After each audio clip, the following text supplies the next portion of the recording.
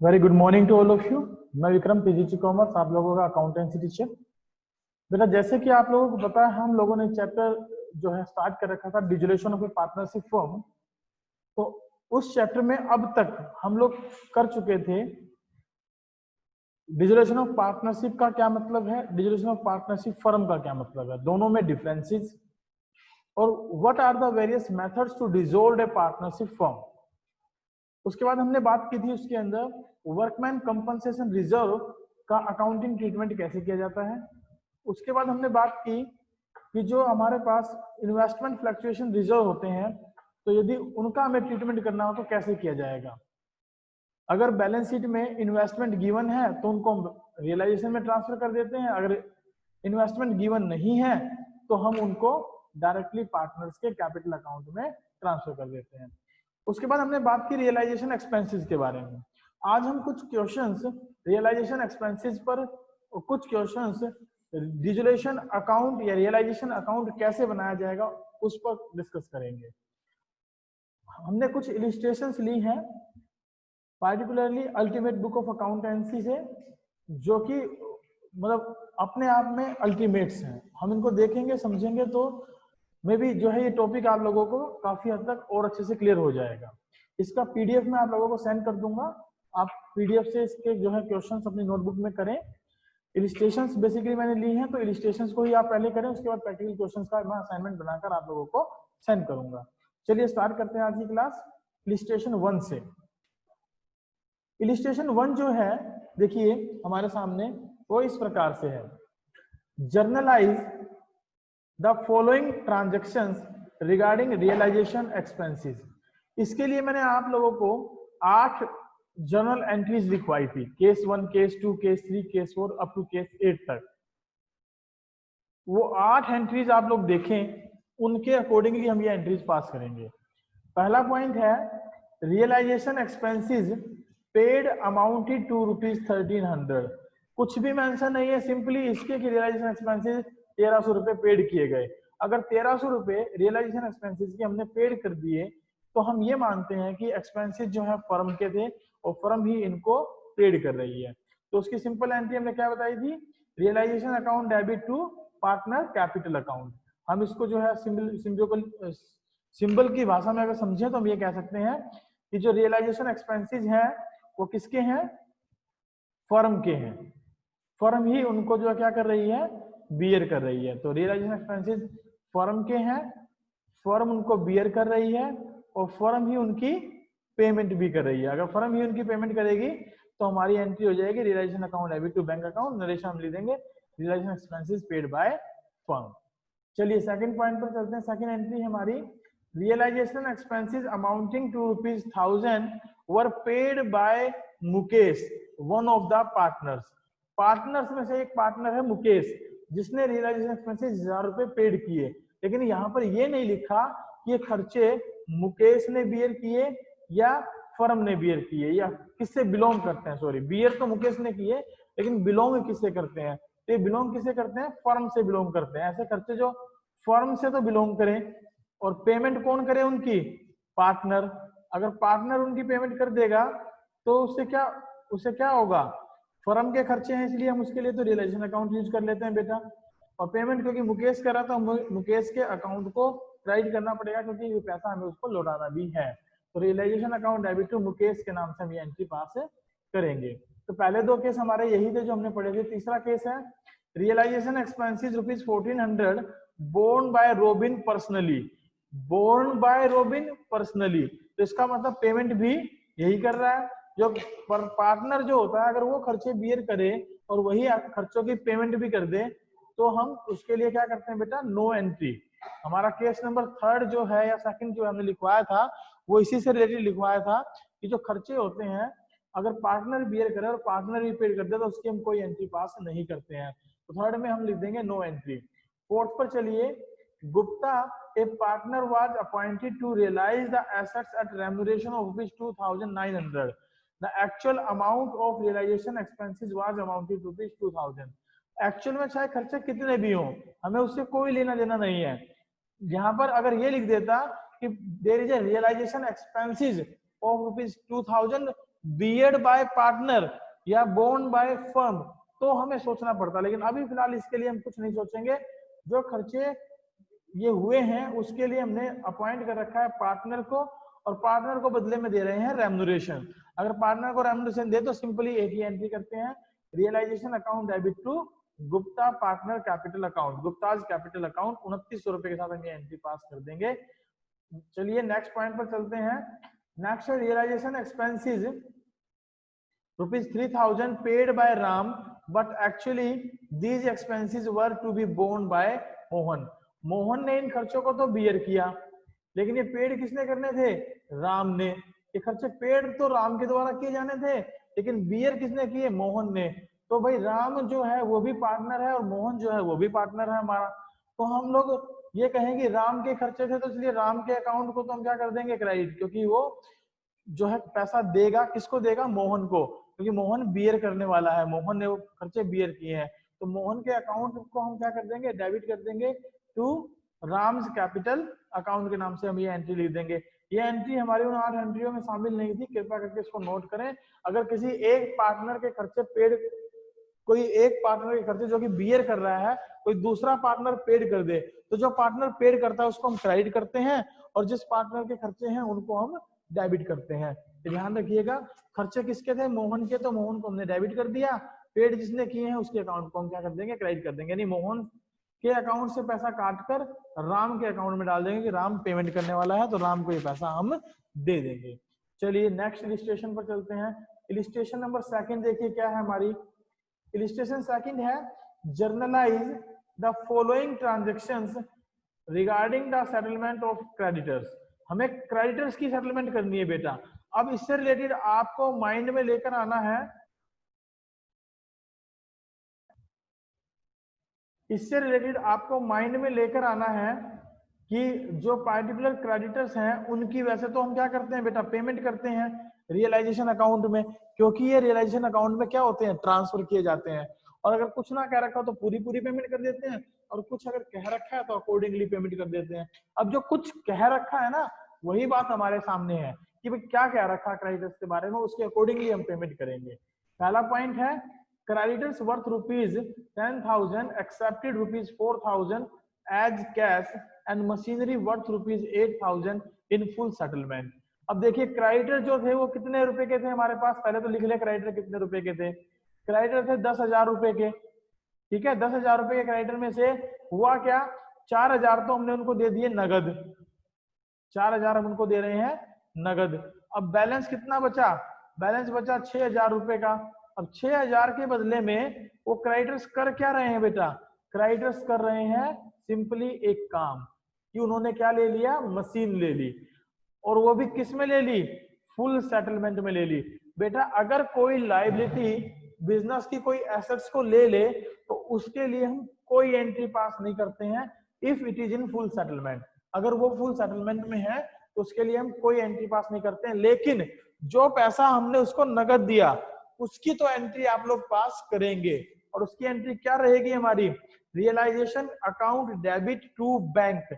आप इसको याद करें कि मैंने जब रियलाइजेशन का फॉर्मेट समझाया था तो वहां पर कुछ कॉलम्स बनवाए थे, A B C D up to F तक, जी और एच तक मैंने कॉलम बनवाए थे। तो यहाँ पर हम किसी लायबिलिटी की पेमेंट की बात करते हैं तो उसको हम किस कॉलम में रखते हैं? सी कॉलम में, that is standing for cash paid to liabilities. तो हमने यहाँ क्रेडिटर को कितने रुपए की पेमेंट की है? 4,000 की। तो एक एंट्री हमारी हो जाएगी पहली वाली, क्या इस नाम से एंट्री हो जाएगी?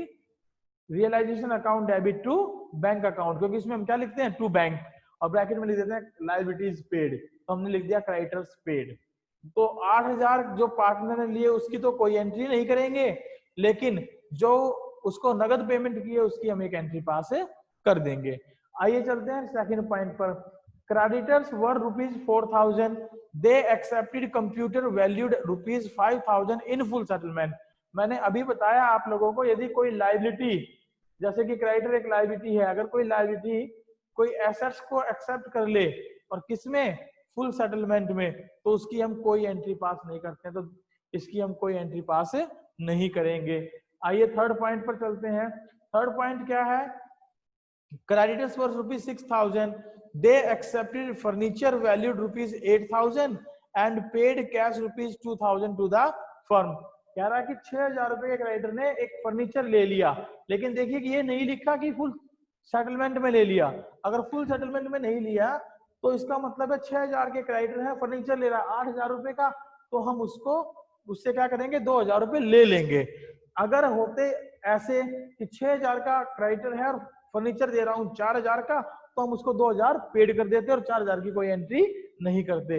यानी कि फर्नीचर लेने की जो एंट्री है वो यहाँ पर है, और है तो उसमें कितनी अमाउंट हम उससे ले लेंगे 2,000 रुपए, क्योंकि 8,000 की चीज 6,000 के क्रेडिटर को दे रहे हैं और 2,000 वो हमें रिटर्न कर रहा है। लिखा है paid cash rupees 2,000 to the firm. अगर ये नहीं भी लिखा होता तो भी हम यही एंट्री करते, क्योंकि यहाँ फुल सेटलमेंट में कोई चीज यहाँ पर लिखी हुई नहीं है। तो क्या एंट्री हो जाएगी कि हमें पैसा मिल जाएगा। हम ये मान लें कि हमने फर्नीचर क्रेडिटर को बेच दिया 8,000 रुपए में और 6,000 रुपए क्रेडिटर ने अपने काट लिए, बाकी 2,000 रुपए में वापिस कर दिए। तो वापिस करेगा तो पैसा आएगा बैंक अकाउंट डेबिट, किस अकाउंट में जाएगा, रियलाइजेशन अकाउंट में जाएगा। तो टू रियलाइजेशन अकाउंट ऑप्शन हो जाएगा हमारा D, A B C D. D में एसेट्स डिस्पोज्ड ऑफ या एसेट्स रियलाइज्ड की एंट्री हम लोग करके चलते हैं, तो ये वहां पर हम 2,000 रुपए यहाँ दिखा देंगे। They are paying to the firm rupees 2,000 for the furniture. हम इसको ये समझ सकते हैं कि 8,000 का फर्नीचर जो लिया उसने 2,000 रुपए देकर फर्नीचर अपने पास रख लिया, तो 2,000 रुपए उसने हमें पेड कर दिए और फर्नीचर उसने अपने पास से रख लिया। तो बताइए ये एंट्री आपको समझ में आ गई? हाँ सर आ गई। चलिए आगे चलते हैं। नेक्स्ट है हमारे पास इलिस्ट्रेशन नंबर 3। देखिए इलिस्ट्रेशन 3 देखिए, what journal entries would be passed for the following transactions on the dissolution of a firm if sundry assets and other liabilities have already been transferred to realisation account. बेटा इसने हमें क्या दे दिया, इसने हमें बता दिया कि हमने ए पार्ट और बी पार्ट, ये दोनों पार्ट एडवांस में कर रखे हैं। ए कौन सा पार्ट होता है, एसेट्स ट्रांसफर का, और बी कौन सा पार्ट होता है, लायबिलिटीज, आउटसाइडर लायबिलिटीज का। तो आउटसाइडर लायबिलिटीज इसने पहले से ट्रांसफर कर रखी है, एसेट्स पहले से ट्रांसफर कर रखी है। अब आपको बताना ये है कि वो एसेट्स यदि बिकी तो क्या एंट्री होगी, और अगर पार्टनर ने ली तो क्या एंट्री होगी, लायबिलिटीज की यदि पेमेंट कर दी तो क्या एंट्री होगी, और लायबिलिटीज यदि पार्टनर ले लेगा तो क्या एंट्री होगी। इस प्रकार की ट्रांजैक्शंस आपको ये गिवन है और आपको इन एंट्रीज के बारे में बताना है। आइए पहली ट्रांजैक्शन हम लोग देखते हैं। There were unrecorded asset of rupees 5,000 which was taken over by C। अब एक अनरिकॉर्डेड एसेट थी जिसको कि पार्टनर सी ने 4,000 रुपए में ले लिया। ठीक है, पार्टनर चाहे कितने में भी ले, मुझे इससे फर्क नहीं पड़ता, लेकिन अनरिकॉर्डेड थी, पार्टनर ले रहा है, तो पार्टनर के द्वारा एसेट्स लेने को हम लोग रियलाइजेशन अकाउंट के अंदर जो हमने 8 अल्फाबेट सीखे थे, ए से लेकर और एक्स तक, इन 8 अल्फाबेट में से किस अल्फाबेट में इसकी एंट्री करूं बताओ। ए में, बी में, सी में, डी में, ई में, एफ में, जी में और एच में। एफ में एंट्री हो जाएगी। पार्टनर ने क्या लिया है, फिक्स एसेट्स ली है, तो एफ में इसकी एंट्री करेंगे। तो बताओ एफ कॉलम में मैंने क्या लिखवाया था, बाय पार्टनर कैपिटल अकाउंट। तो इसका मतलब पार्टनर का कैपिटल अकाउंट क्रेडिट हुआ है और रियलाइजेशन अकाउंट डेबिट हुआ है। तो हम एंट्री क्या कर देंगे, C's capital account debit to realisation account. और कितने में ले लिए सर, 4,000 रुपए में ले ली, तो 4,000 रुपए और 4,000 रुपए हम यहाँ पर लिख देंगे। आई होप पहली एंट्री क्लियर है। चलिए दूसरी एंट्री पर चलते हैं। दूसरी एंट्री है stock worth rupees 7,000 was taken over by partner B. अब बी ने क्या ले लिया, स्टॉक ले लिया, तो entry will be the remain same, B's capital account debit to realisation account. ये हम एंट्री पास कर देंगे और अमाउंट हो जाएगी 7,000 रुपए और 7,000 रुपए। बताइए क्या आपको ये बात समझ में आई या नहीं आई? आई। चलिए आगे चलते हैं। Workman compensation paid to employees by the firm rupees 8,000। अब वर्कमैन कंपनसेशन क्लेम था, इसकी पेमेंट कर दी फर्म ने, तो लायबिलिटीज की पेमेंट कर दी। अगर फर्म लायबिलिटीज की पेमेंट करती है तो ए टू एच जो हमने पोर्शन याद किए थे उनके किस पोर्शन में आ जाएगा, ये सी पोर्शन में आ जाएगा। क्योंकि हम सी में क्या लिखते हैं, कैश पेड टू लायबिलिटीज, और एंट्री करते हैं टू बैंक के नाम से। तो टू बैंक के नाम से अगर रियलाइजेशन अकाउंट में इसकी एंट्री करेंगे तो एंट्री क्या होगी, रियलाइजेशन के डेबिट में आया है तो realisation account debit to bank account, और 8,000 रुपए की हम उठाकर यहाँ क्या कर देंगे, पेमेंट कर देंगे। आई होप ये एंट्री भी आपको समझ में आई है। चलिए नेक्स्ट देखते हैं। Sundry creditors amounted to ₹4,000 were paid off at discount of 4%। Creditors थे बेटा 4,000 रुपए के, 4% डिस्काउंट पर हमने क्या कर दिए, पेड कर दिए। अब मुझे बताओ कि 4% डिस्काउंट इसका कितना होगा, 160 रुपए। अब 160 रुपए हम कम पेड कर रहे हैं, लेकिन कर तो पेमेंट रहे हैं ना, तो पेमेंट कर रहे हैं तो कौन से पार्ट में जाएगी, सी पार्ट में जाएगी, cash paid to liabilities. Entry क्या रह जाएगी, realisation account debit to bank. Amount 4,000 minus में 160, 3,840 रुपए से हम एंट्री पास कर देंगे। तो realisation account debit to partner capital account, 3,840 रुपए के साथ हम ये एंट्री पास कर देंगे। चलिए नेक्स्ट देखते हैं, नेक्स्ट एंट्री क्या है हमारी। नेक्स्ट पॉइंट है इसके अंदर, loss on realisation amounted to ₹36,000 is to be distributed among A, B and C in the ratio of 3:2:1। 3:2:1 लाभ हानि अनुपात और लॉस हुआ है रियलाइजेशन अकाउंट में। तो आप याद करें ए टू एच में लॉस का कौन सा पोर्शन है, जी एच। एच जो है वो मेरा लॉस का पोर्शन होता है, एच मतलब हार्म, हार्म मतलब लॉस, हानि हुई हमें रियलाइजेशन अकाउंट पर लॉस हुआ। तो उसमें मैंने क्या लिखवाया था, बाय पार्टनर कैपिटल अकाउंट, और अकाउंट कौन सा था वो, रियलाइजेशन अकाउंट। तो रियलाइजेशन के क्रेडिट में मैंने लिखा बाय पार्टनर कैपिटल अकाउंट, तो इसका मतलब पार्टनर के कैपिटल क्या हुए होंगे, डेबिट। तो क्रेडिट में क्या गया होगा, रियलाइजेशन। तो हम इसकी एंट्री क्या कर देंगे, पार्टनर्स कैपिटल अकाउंट डेबिट, जिसमें कि A debit, B debit, C debit to realisation, और 36,000 के लॉस को 3:2:1 में डिस्ट्रीब्यूट कर देंगे। आइए देखते हैं इसकी जनरल एंट्री। ये इसकी जनरल एंट्री रहेगी, A capital debit, B capital debit, C capital debit to realisation account. तो 36,000 को हमने क्या कर दिया, डिस्ट्रीब्यूट कर दिया 18,000, 12,000 और 6,000 में, जो कि रेशो कितना बनता है, 3, 2 और 1। बताइए क्या आपको ये बात समझ में आई कि नहीं आई? आई तो बहुत अच्छी बात है। चलिए नेक्स्ट टॉपिक पर चलते हैं, नेक्स्ट इलिस्ट्रेशन देखते हैं।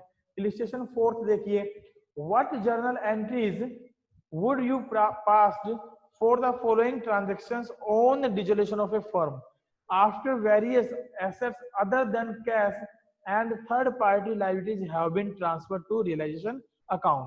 तो इसका मतलब बैलेंस शीट से क्या क्या ट्रांसफर हो चुका है, एसेट्स ट्रांसफर हो चुकी हैं और बोरोइंग्स ट्रांसफर हो चुकी हैं। और जो अदर देन कैश लिखा है तो उसके लिए हमें पता है कैश अकाउंट हम अलग से बनाएंगे, और थर्ड पार्टी लायबिलिटीज हम ट्रांसफर कर ही देते हैं। तो आइए देखते हैं कैसे कैसे एंट्री पास करेंगे। बाकी बचे हुए कौन से कॉलम अब रह गए हमारे पास, C2H, इनके अकॉर्डिंगली ये एंट्री पास होंगी। अब इनके अकॉर्डिंगली एंट्री पास होंगी तो देख लेना है कि कौन से हिस्से में हम इनको ट्रांसफर करने वाले हैं। आइए देखते हैं। पहला पॉइंट है, bank loan ₹15,000 is paid. Bank loan is a liability. अगर ये एक लायबिलिटी है और इसको अगर हमें पेड करना पड़े तो बताइए क्या जनरल एंट्री करेंगे, हम जनरल एंट्री करेंगे realisation account debit to bank, क्योंकि लायबिलिटीज की पेमेंट किस कॉलम में जाती है, सी कॉलम में जाती है। तो वहां पर हम इसकी एंट्री कर देंगे टू बैंक से, तो एंट्री भी हो जाएगी realisation account debit to bank account, 15,000 रुपए और 15,000 रुपए की हम ये एंट्री पास ऑन करके चल पड़ेंगे। आइए दूसरा पॉइंट देखते हैं। दूसरा पॉइंट है, loan of partner Mohan ₹30,000 settled for ₹33,000 with interest not yet recorded। देखिए बेटा ये एक न्यू ट्रांजैक्शन है, इसको आप नोट भी कर लें और अंडरलाइन भी कर लें, लिख भी लें। ये अगर पार्टनर के लोन की पेमेंट करनी होती केवल 30,000 रुपए की, तो हम सिंपल सी एंट्री कर लेते partner loan account debit to bank, क्योंकि पार्टनर का लोन रियलाइजेशन में ट्रांसफर नहीं होता, तो वो अलग से बैलेंस शीट में होता है, तो उसकी हम अलग से एंट्री करते हैं। क्या एंट्री करते हैं, partner loan account debit to bank. लेकिन अभी हमने उसको साथ में इंटरेस्ट भी देना है, तो इंटरेस्ट अगर पेड करना है तो एक प्रकार से मेरी लायबिलिटीज क्रिएट हो गई, और अगर मेरी लायबिलिटी क्रिएट हो गई तो मैं कहां से पेड करूंगा इसको, रियलाइजेशन अकाउंट से। कहां से पेड करूंगा, रियलाइजेशन अकाउंट से। तो 3,000 रुपए की जो मैं एंट्री करूंगा यहाँ पर, वो तो हो जाएगी रियलाइजेशन टू बैंक, और पार्टनर लोन की जो एंट्री है वो हो जाएगी partner loan account debit to bank. तो टोटल मिलाकर अगर मैं इकट्ठी एक एंट्री कर दूं तो क्या एंट्री होगी, partner loan account debit, realisation account debit, to bank. आइए जरा एंट्री को चेक करते हैं हमने ठीक कर ली कि नहीं कर ली। देखिए पार्टनर लोन अकाउंट डेबिट, क्योंकि इसको 30,000 रुपए देने थे हमें। रियलाइजेशन अकाउंट डेबिट, ये किस चीज के हैं? These are the for the amount of interest, जो लोन के ऊपर हमने इंटरेस्ट देना था, ये उस इंटरेस्ट की लायबिलिटी के पैसे हैं जो कि हमने पेड कर दिए। टू बैंक हमने अकाउंट से पेड कर दिया। तो एंट्री हो गई 30,000, 3,000 और 33,000। बताइए क्या आपको ये एंट्री समझ में आ गई? ठीक है, आ गई तो चलिए आगे चलते हैं। नेक्स्ट ट्रांजेक्शन देख लेते हैं क्या है। नेक्स्ट ट्रांजेक्शन है हमारी expenses on dissolution amounted to 1500 were paid by partner. अब ये लिखा नहीं है कि पार्टनर बियर कर रहा है, तो इसका मतलब बियर कौन कर रहा है ये खर्चे? फर्म। फर्म ने बियर किए और पेमेंट जो है किसने कर दी? पार्टनर ने कर दी। बताइए कौन सा केस है आपकी बुक का जो मैंने आपको बताया था 8 पार्ट। उन 8 पार्ट में अगर हम देखें तो मैंने एक केस लिखवाया था कि फर्म अगर बियर करे, पार्टनर पेड कर दे, तो जो पेड करने वाला होता है ना, उसने एक प्रकार से लायबिलिटी ले ली फर्म की। तो फर्म की लायबिलिटी ले ली तो पार्टनर का कैपिटल अकाउंट तो क्रेडिट हो जाएगा, क्योंकि तो फर्म का खर्चा है तो फर्म के खर्चे रियलाइजेशन में डेबिट हो जाएंगे। तो इसकी हम एंट्री कर देंगे realisation account debit to A's capital account 1500 के साथ हम एंट्री कर देंगे। आइए देखते हैं इसकी entry. A realisation account debit as capital account कितने रुपए से कर दी? 1500 से। बताइए क्या आपको ये एंट्री समझ में आ गई? चलिए आ गई तो बहुत अच्छी बात है। नेक्स्ट चलते हैं। नेक्स्ट जो पॉइंट है हमारा वो क्या है जरा देखिए। A typewriter completely written off in the books. कोई कबाड़े में पड़ा था, हमने कबाड़े में डाल दिया था किसी टाइपराइटर को, कंप्लीटली खत्म करके कि इससे कुछ नहीं मिलेगा, लेकिन वो जब फर्म को बंद करने लगे तो 200 रुपए में बिक गया। अब 200 रुपए में यदि कोई एसेट बिक जाए तो बताइए कौन सी हेडिंग में जाता है? डी में। डी में लिखते हैं बाय बैंक, तो आप रियलाइजेशन अकाउंट को कर देंगे जो है क्रेडिट और बैंक को कर देंगे डेबिट। तो एंट्री हो जाएगी bank account debit to realisation account. 200 रुपए के साथ हम ये एंट्री पास करके चल पड़ेंगे। तो ये आप एंट्री देख सकते हैं, bank account debit to realisation account being unrecorded typewriter sold. 200 रुपए के साथ हमने ये एंट्री पास कर दी। आइए नेक्स्ट देखते हैं। नेक्स्ट ट्रांजेक्शन है loss on realisation ₹14,000 was to be distributed between A and B in the ratio of 5:2। अभी हम ऊपर लॉस की एक एंट्री करके आए हैं, तो क्या एंट्री हो जाएगी? A is capital account debit, B is capital account debit to realisation. 14,000 को 5 2 में बांट देंगे, 5 और 2 7 से बाकी है, तो 7 दूनी 14, 2 5 10 और 4 10 और 4,000 रुपए का लॉस हम इसमें डिस्ट्रीब्यूट कर देंगे। ये इसकी जनरल एंट्री रहेगी। A's capital debit, B capital debit to realisation account 10,000, 4,000 और 14,000 रुपए की एंट्री पास ऑन कर देंगे। बताइए क्या आपको एक समझ में आ गया? हाँ सर आ गया। चलिए फिर आगे लिस्टेशन 5 पर देखते हैं। लिस्टेशन 5 क्या है? पास necessary journal entries for the following transactions at the time of dissolution of a firm. अगर कोई फर्म बंद होती है तो उस वक्त हमें जर्नल एंट्रीज पास करनी है। तो ये मान के चलिए यदि कोई फर्म बंद होती है ना, तो एसेट्स और लायबिलिटीज तो हमने ट्रांसफर कर रखी हैं। अब हमें एंट्री करनी है या तो एसेट्स को बेचने की, या लायबिलिटीज को बेचने की, या एसेट्स पार्टनर के द्वारा लेने की, या लायबिलिटीज पार्टनर के द्वारा लेने की, या प्रॉफिट या लॉस की। तो इन 6 एंट्रियों में से जो भी एंट्री होगी वो करेंगे, या इनके अलावा जो अमाउंट हम रियलाइजेशन में ट्रांसफर नहीं करते, जैसे कि प्रॉफिट्स, जैसे कि पार्टनर का लोन, उनकी एंट्री भी यहाँ पर हमसे वो पूछ सकता है, तो वो एंट्री भी हम यहाँ करेंगे। चलिए देखिएगा पहला पॉइंट क्या है। Loan of 55,000 advanced by a partner to the firm. Firm को पार्टनर ने लोन दे रखा है 55,000 का। Was settled at ₹50,000। 50,000 रुपए में हमने उसका भुगतान कर दिया। अब अगर किसी पार्टनर के लोन की पेमेंट आप कम अमाउंट से करोगे तो बताओ आपको प्रॉफिट होगा कि नहीं होगा? अगर आपको प्रॉफिट होगा तो आप उसको रियलाइजेशन अकाउंट में ले जाएंगे। तो आप क्या एंट्री करेंगे? पार्टनर लोन तो डेबिट हो गया 55,000 के साथ बेटा, तो पार्टनर लोन अकाउंट डेबिट 55,000 रुपए के साथ। दिए कितने इसको? टू बैंक में 50,000 रुपए दिए, बाकी 5,000 रुपए का क्या हो गया? प्रॉफिट। तो उसको हम ले जाएंगे रियलाइजेशन अकाउंट के अंदर, तो टू रियलाइजेशन और अमाउंट डाल देंगे 5,000 रुपए के प्रॉफिट। चलिए दूसरा पॉइंट देखते हैं, इसका क्या लिखा है। X a partner takes over an unrecorded asset that is typewriter for ₹300। X एक पार्टनर था जिसने कि टाइपराइटर ले लिया 300 रुपए में। अगर 300 रुपए में उसने टाइपराइटर ले लिया पार्टनर ने, तो पार्टनर ने क्या ले ली, एसेट ले ली। तो A B C D E F, F column होता है हमारा fixed assets and other current assets taken by the partner, और लिखते हैं बाय पार्टनर कैपिटल अकाउंट। इसका मतलब पार्टनर कैपिटल अकाउंट डेबिट हुआ है, तो partner capital account debit to क्या कर देंगे, रियलाइजेशन अकाउंट। तो यहाँ पार्टनर कौन है, एक्स, तो X's capital account debit to realisation account से हम ये एंट्री पास कर देंगे। अमाउंट आ जाएगी 300 रुपए और 300 रुपए। चलिए नेक्स्ट देखते हैं, अनडिस्ट्रीब्यूटेड बैलेंस, डेबिट बैलेंस है किसका, प्रॉफिट एंड लॉस का। हम इसको रियलाइजेशन में ट्रांसफर नहीं करते क्योंकि ये लॉस होता है, और ये डायरेक्टली किस में बढ़ता है, पार्टनर्स में। तो इसको बांटने की एंट्री क्या करेंगे हम लोग, बांटने की एंट्री कर देंगे। ये फर्म ने, the firm has 3 partner, firm के पास 3 पार्टनर है ना, तो लॉस को बांटना, तो X is debit, Y is debit, Z debit to profit and loss का डेबिट बैलेंस।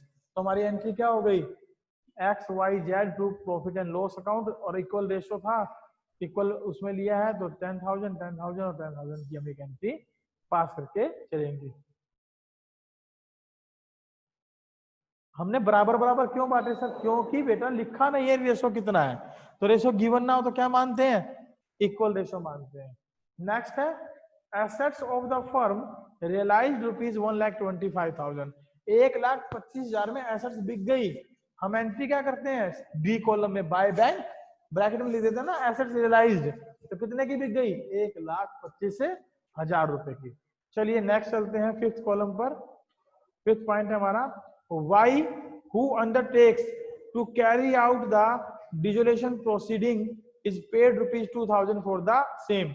ये हम उसको क्या दे रहे हैं, रेम्यूनरेशन टाइप दे रहे हैं। हमने 7th और 8th एंट्री लिखवाई थी आप लोगों को, एक पैराग्राफ, एक जो ना हमने एंट्री का कॉलम डिस्कस किया था जब, तो इसकी क्या एंट्री हो जानी चाहिए बता दीजिए जरा। इसकी एंट्री होगी realisation account debit to partner capital account, क्योंकि पार्टनर ने क्या लिया है, डिसोल्यूशन को करने का काम लिया है, यानी लायबिलिटी लिया, उसके बदले में रेम्यूनरेशन दे रहे हैं। तो एंट्री क्या हो जाएगी, Y's capital account debit to realisation account, realisation account debit to Y's capital account, क्योंकि पार्टनर ने लायबिलिटी ले ली। तो लायबिलिटी लेगा तो कौन सा कॉलम में आएगा, ई में, external liabilities taken by partner, लिखते क्या है, टू पार्टनर कैपिटल अकाउंट। तो एंट्री क्या हो जाएगी, realisation account debit to Y's capital account. आइए देखते हैं इसमें कोई नेक्स्ट एंट्री हमारी क्या है। Creditors paid 28,000 in full settlement of their account ₹30,000। Creditor को हमने 28,000 में निपटा दिया। क्रेडिटर को कितने में निपटा दिया बेटा, 28,000 में निपटा दिया। देने कितने थे, 30,000। तो जो पेमेंट हुई है आप वो पेमेंट कर दें। पेमेंट करेंगे तो क्या एंट्री करेंगे, realisation account debit to bank. तो आप आइए आखिरी की एंट्री और चेक कर लेते हैं, इसकी क्या होगी, realisation account debit to bank account. अब कितने रुपए की पेमेंट हो गई इसको, 28,000 और 28,000 की, तो हम 28,000 की इसकी पेमेंट कर देंगे। चले आगे, चलिए इलिस्ट्रेशन 6 और देख लेते हैं, तो फिर बाकी के बचे हुए क्वेश्चन जो वो आप खुद से एक बार देखेंगे, या फिर हम नेक्स्ट क्लास में इसको डिस्कस करेंगे। इलिस्ट्रेशन 6 देख लेते हैं क्या है। A, B, C were partners in a firm sharing profits in the ratio of 4:3:3. The firm was dissolved on 28 March 2010 after transfer of assets and external liabilities to realization account. The following transactions are taken place. तो ये transaction हुई है, यानी कि हमने ए और B part पहले से ही कर रखा है, इसका ए और बी पार्ट पहले से कर रखा है। तो अब हम क्या करें, हम केवल C D E F G H, या पार्टनर का लोन हो तो उसकी एंट्री, कोई एक्यूमुलेटेड प्रॉफिट्स हो तो उसकी एंट्री, एक्यूमुलेटेड लॉस हो तो उसकी एंट्री, ये कुल मिलाकर ये एंट्री हमें चेक करनी है कि ठीक है कि नहीं। अब देखते हैं पहला पॉइंट क्या दिया है। पहला पॉइंट दिया है कि एक क्रेडिटर है जिसको कि 6,000 रुपए हमने देने थे, वो हमने क्या करने थे, इसको देने थे एक्सेप्टेड ऑफिस इक्विपमेंट 4,000 रुपए में। उसने 4,000 का तो ले लिया, बदले में ऑफिस इक्विपमेंट, और बाकी कह रहा है balance was paid in cash. बाकी हमने उसको क्या दे दिया, नगद में दे दिया। बाकी हमने उसको किसमें दे दिया, नगद में दे दिया। Is it clear. तो हम क्या एंट्री करेंगे, ऊपर कर आए हैं, जो पार्टनर, जो क्रेडिटर ने एसेट्स ली है उसकी तो कोई एंट्री नहीं होगी, बचे 2,000 रुपए जो कि हमें क्रेडिटर को देने होंगे, तो लायबिलिटीज की पेमेंट कर दी, तो realisation account debit to bank से हम ये एंट्री कर देंगे। तो एंट्री हो जाएगी realisation account debit to cash और बैंक, क्योंकि यहाँ कैश में लिखा है तो आप इसको बेटा कैश से करें, कुछ ना लिखा तो आप बैंक वर्ड यूज कर सकते हैं। आइए दूसरी ट्रांजेक्शन देखते हैं। L A creditor to whom 16,000 were due to be paid, 16,000 रुपए हमने उसको देने थे और उसने मशीनरी ले ली 20,000 रुपए की, तो balance was paid by him in cash. तो अब की बार उसने जो बैलेंस बचा वो हमें पेड कर दिया, तो एंट्री उल्टी हो जाएगी, bank account debit to realisation account debit. Cash में है तो cash account debit to realisation account debit, to realisation account, और अमाउंट आ जाएगी कितनी, 4,000 रुपए, 4,000 रुपए। तो आइए इसकी दूसरी एंट्री भी देख लेते हैं। आइए दूसरी एंट्री हमारे सामने इस प्रकार से, cash debit to realisation account. आइए थर्ड पॉइंट देखते हैं। An unrecorded liability of the firm ₹7,800 was paid by A. 7,800 रुपए की एक अनरिकॉर्डेड लायबिलिटी थी जिसको कि किसी पार्टनर ने क्या कर दिया, पेड कर दिया। इसका मतलब पार्टनर ने एक अनरिकॉर्डेड लायबिलिटी ले ली। अगर पार्टनर लायबिलिटी लेगा तो आप उसको कहां दिखाएंगे बेटा, ई पार्ट में, और ई पार्ट में हम लिखते क्या है, टू पार्टनर कैपिटल अकाउंट। तो इसका मतलब रियलाइजेशन के डेबिट में आया तो एंट्री क्या हो जाएगी, realisation account debit to A's capital account, और अमाउंट आ जाएगी 7,800। 7,800 से हम ये एक एंट्री यहाँ पर पास कर देंगे, आप देख सकते हैं। चलिए नेक्स्ट पॉइंट देखते हैं। नेक्स्ट पॉइंट क्या है, the loss on dissolution was 10,000। अब लॉस हुआ है बेटा, अब लॉस में पार्टनर कौन कौन से हमारे यहाँ, ए और बी। आई होप 2 ही पार्टनर थे ना, हमने पढ़ा था स्टार्टिंग में, ए बी सी है, रेशो है 4-3-3। 10,000 का लॉस हुआ, 10,000 के लॉस को 4-3 दिन में बांटेंगे तो 4,000 इसका, 3,000 इसका, 3,000 इसका। तो एंट्री क्या हो जाएगी लॉस के बांटने की, बताओ। A's capital account debit, B's capital account debit, C's capital account debit to realisation account. ये लॉस डिसोल्यूशन का है, प्रॉफिट एंड लॉस का नहीं है अलग से। अगर ये लॉस प्रॉफिट एंड लॉस का होता तो प्रॉफिट एंड लॉस लिखते, फिलहाल किसका लॉस है, ये डिसोल्यूशन का, तो हम डिसोल्यूशन के नाम से एंट्री करेंगे, यानी to realisation account. I hope ये क्वेश्चन आपको जो है समझ में आ गया होगा। चलिए अभी 5 मिनट और बची हैं तो एक क्वेश्चन और डिस्कस किया जा सकता है, छोटा सा क्वेश्चन है, इस क्वेश्चन को हम डिस्कस कर लेते हैं। उसके बाद जो है हम आपसे थोड़ी सी डिस्कशन करेंगे कि क्या बात करनी है। What journal entries would you pass the following transaction on dissolution of a firm of a partner A and B. A और बी पार्टनर हैं, उनके द्वारा फर्म को डिसॉल्व किया जा रहा है, उनकी फर्म को डिसॉल्व किया जा रहा है, तो उस वक्त हम क्या जर्नल एंट्री पास करने वाले हैं। तो पहला पॉइंट है unrecorded assets realised. Unrecorded assets sale हो गई बेटा, सेल हो गई तो बताइए आप क्या एंट्री पास करेंगे इसके लिए, बताइए। Bank account debit to realisation account, क्योंकि एसेट्स क्या हुई है, सेल हुई है, तो पैसा आएगा तो bank account debit to realisation account. आगे देखिए नेक्स्ट पॉइंट क्या है, डिसोल्यूशन एक्सपेंसेस हमने 1,000 रुपए हुए हैं जो पेड कर दिए, अभी अब कुछ नहीं लिखा तो फर्म का खर्चा फर्म पेड करेगी, तो सिंपल एंट्री हो जाएगी realisation account debit to bank. Next है creditors already transferred to realisation account were paid ₹27,000। तो इसको हम सिंपल पढ़े, क्रेडिटर्स की पेमेंट हमने कितने रुपए की कर दी, 27,000 रुपए की कर दी। अब क्रेडिटर्स की पेमेंट करेंगे तो लायबिलिटी है, लायबिलिटी की पेमेंट की एंट्री क्या करते हैं, realisation account debit to bank account. आइए आगे चलते हैं। Stock worth ₹1,100 already transferred to realisation account was taken over by a partner. अब स्टॉक जो था 1,100 रुपए का जो है ना, हमने ट्रांसफर कर रखा था, तो उसकी तो कोई एंट्री नहीं करनी है, करनी किसकी है, पार्टनर के द्वारा स्टॉक को लेने की। तो पार्टनर के द्वारा स्टॉक लिया जाएगा तो एफ कॉलम में हम इसको दिखा देंगे। एफ कॉलम में क्या करते हैं, fixed assets taken by partner, तो एंट्री क्या हो जाएगी, as capital account debit to realisation account.